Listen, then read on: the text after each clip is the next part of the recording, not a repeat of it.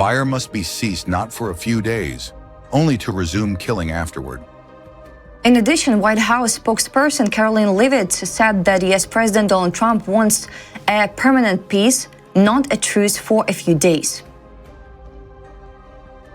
In response to Russian dictator Vladimir Putin's announcement of another short ceasefire, the UN has stated that it wants to see an end to Russia's war against Ukraine based on international law and the organization's charter, reported by Ukraine Forum, citing Stefan Dujarric, spokesperson for the UN Secretary General. Our position remains the same, that we want to see an end to the war, but we need to see an end to the war that remains principled and consistent and firmly grounded in the UN Charter, in international law, in line with all the relevant resolutions.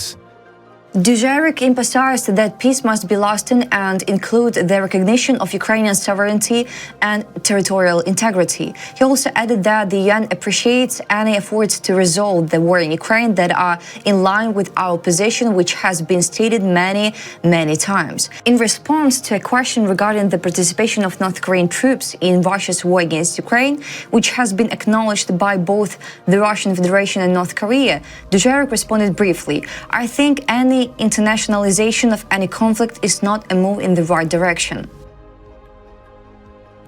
UN Security Council convenes important meeting over Russian aggression against Ukraine.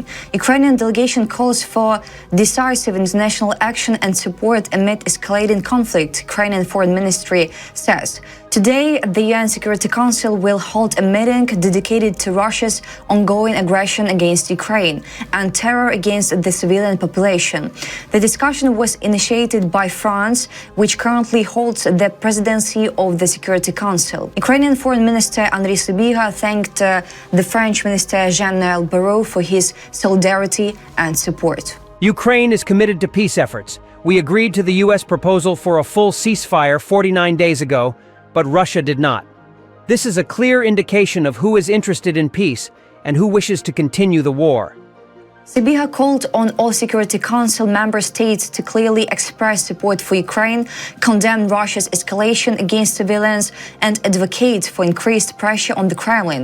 Defending justice, sovereignty, and peace must be a shared commitment. Ukraine stands strong and not alone, Sybiha said.